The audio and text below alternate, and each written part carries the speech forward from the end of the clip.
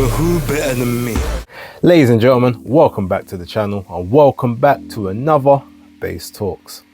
As always, please like and subscribe, share with a friend, a colleague, a relative, an associate, an enemy, any and all in between. It's appreciated. This morning, I had the pleasure of being joined via Zoom by amateur standout and future cruiserweight debutant Lucas ROEHRIG, who is also the protege of George Groves, who is being trained, I think, currently over at Dell Youth in northwest London. Now, this will look a little bit different to how some of the other ones have looked. We had some issues with StreamYard and trying to do the recording that way, so I had to be a bit creative with how I managed to record this one, how I managed to conduct this interview. So yeah, it's going to look a bit different to some of the other ones that I have done, but it was really insightful to get a look at his journey, how he sort of came into boxing, why he's here now, or why he's decided to turn pro. And we spoke a little bit about his infamous sparring sessions with cruiserweight head honcho Jai Opetaia. So yeah, please watch, enjoy, leave any comments down below, and yeah, I'll catch you on the other side.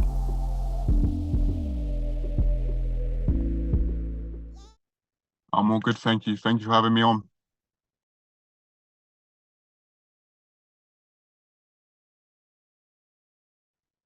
As a cruiserweight, so my last season and my last couple competitions was at cruiserweight as an amateur, which is 86 kilos. So it was a bit of, I'm kind of stuck in the middle where, you know, pro light heavyweight is 79 kilos, and then cruiserweight as a pro is 90.8. So it's a big jump.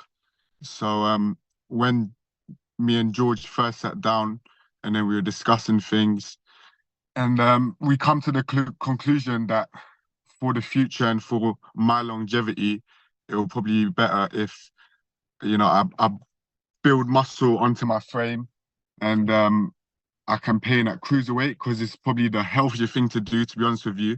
And I think for long term it will work out. It'll work out better because it's a big cut. Like even at 86, I wasn't a small cruiserweight, but it is like a big jump from 86 to 90 kilos where you have to add that extra muscle and, you know, still keep the speed, explosiveness.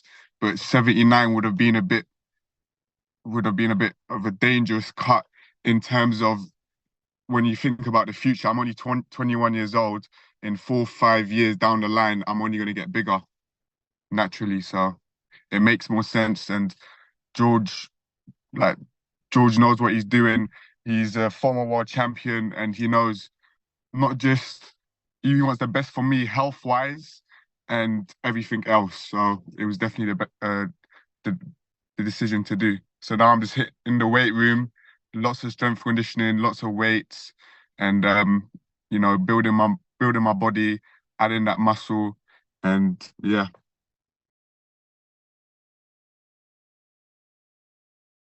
No, I feel very explosive. Obviously, it's a lot more strength conditioning sessions. That's what I would say. So, before, especially even when I was on the England team, boxing at 80, you know, you've got to kind of have more of a skinny frame, you know, not as athletic.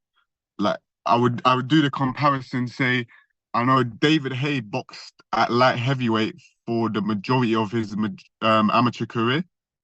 And then he had his first pro fight. I think he weighed in at 190 pounds. So, which is about 10 pounds below the cruiserweight limit. And then you see a massive jump where he adds like a tremendous amount of muscle, but he does it in a really good way where he looks really good.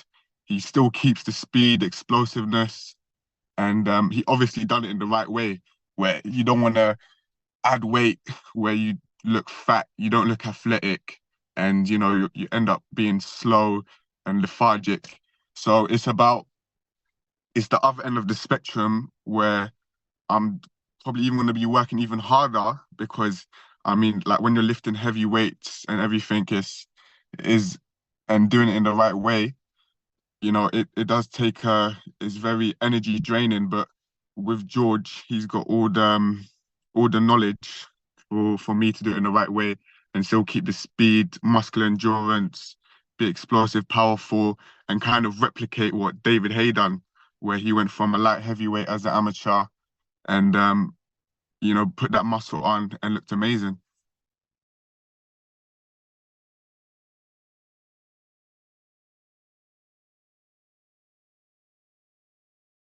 Yeah, definitely. That's why recovery is important and the correct exercises.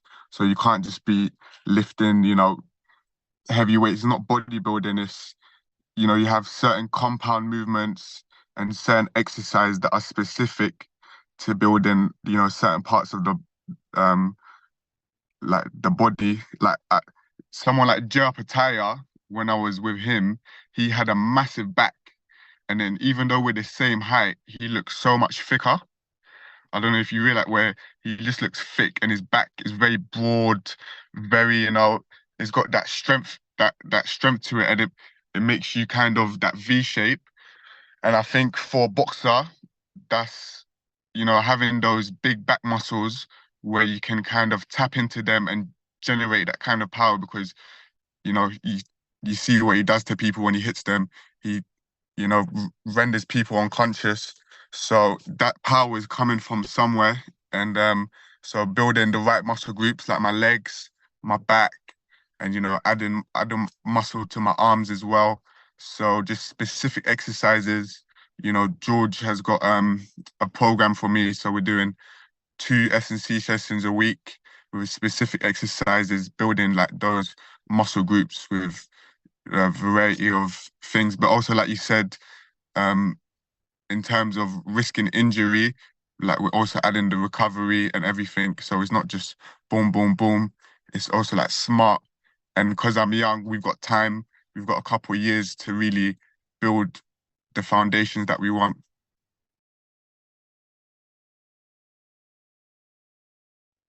Yeah, so where I live in the northwest area, High Road.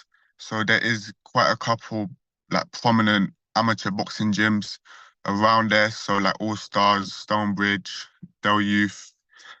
And I had my first amateur bout at All Stars because it was just right next to my house. And like my friends would go in and it was something that was fun. So we joined and I had my first bout there, first couple bouts, but then I stopped. I was focusing on other things, like I was playing basketball and all of this. And then I've like got reintroduced to boxing around 16, 17, where I joined Dell and I fully committed, put like all my eggs into boxing, and from there started winning stuff, realizing that I have potential, I have talent, and I think Dell Youth is very much so a community gym where found a sense of community and passion, and just really fell in love with the sport. And then from there, got onto the England team, GB team, and just progressed. And I think what really just spurred me on the most was seeing George come in on the Sundays, where he's a former world champion from West London who managed to completely change his life, for the better. And it was a role model that, you could see, you could kind of relate to and realize that it's possible to do great things. And yeah, so I was very fortunate that George showed interest in me. He saw that I had talent in the gym from coming to watch me fight. And yeah, we linked up. We said, I'm 21, I'm young, and I've got all the components to be a good professional. And let's start the journey now. And yeah, build the foundations and take it all the way.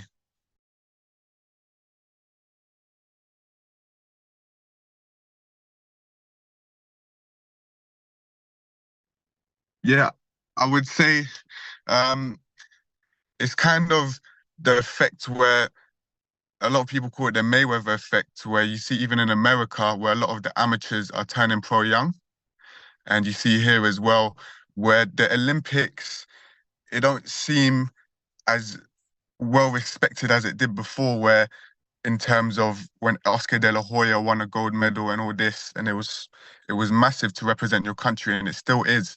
But because of the controversy with the Olympics, where even in 2028, it's not even guaranteed that boxing is going to be in the Olympics. So it's a big risk for you to give 4 years of your time, your life for sport, because amateur boxing is a totally different sport where the whole goal is to get to the Olympics and be able to represent your country, which is a massive honor. And when that's not even guaranteed, that you could give four years away, and boxing is not even the Olympics, which is crazy because boxing is a sport that was probably one of the first sports in the Olympics, and represents Olympics and sports in general so well. So it just made sense for me that I start the journey now, where I have time to, fully develop, fully build myself, and get the skills needed for the pro, because it's a totally different game in the pros. In the pros, people want to see knockouts. You need to be powerful. You need to have all the components, where not just boxing IQ, but you know everything. So it just made sense for me to start the journey now.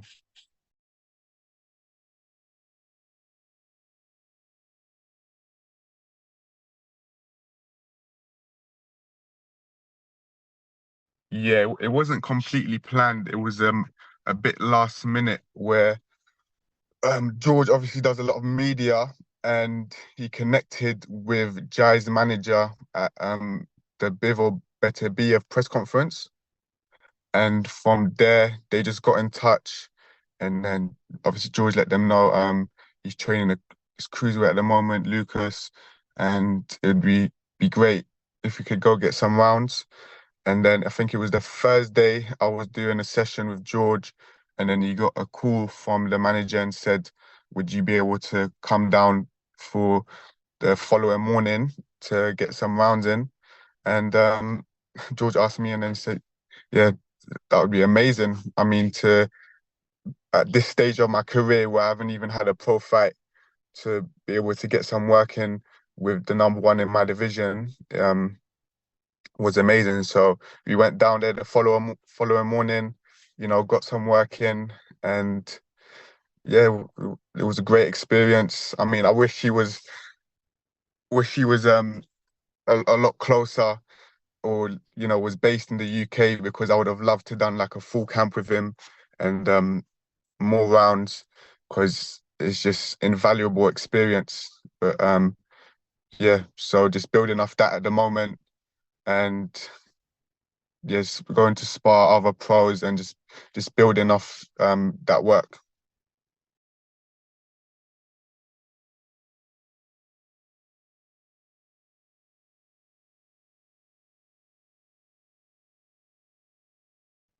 Yeah, I would say mentally it's a great booster, because it makes you realize that a couple of years down the line, it's possible to be mix it in with these guys, and you just got to be consistent, stick to the plan, trust the process, and you can be where they are. And yeah, I'm not the finished article yet.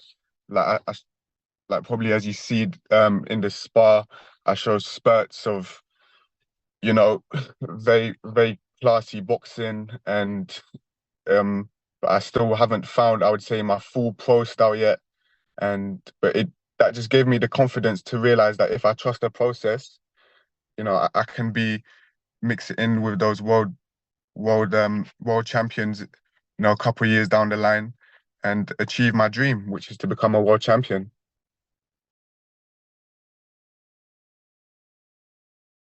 Appreciate that. It's going to be Harrow Leisure Centre, December 14th, and it's I'll be boxing Joe McIntyre. So for my debut, it's a really good fight. It's someone who's um got a good record. I think 21 wins, 9 losses, very experienced. Boxed Lynn and Arthur a couple fights ago. I think English champion. So for my debut, it's a great fight for me to showcase my full ability, my full skills, and yeah, got a lot of people coming to support. So at the moment, there's no links to buy tickets. So people are just contacting me. You can contact me through my Instagram, which is Lucas ROEHRIG1, and you just DM me. I'm dropping off tickets. So, but if it's too far, you usually just post them as well. But any support would be much appreciated. It's going to be a great night and start of the journey, where I get to showcase my skills, showcase my ability, and hopefully put on a showreel performance.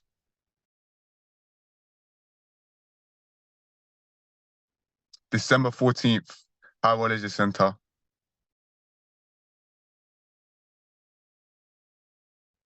100% appreciate you. And yeah, hopefully you get to do this in person next time. Nice one. All right, so I want to thank Lucas for giving me his time just before he was due to go training.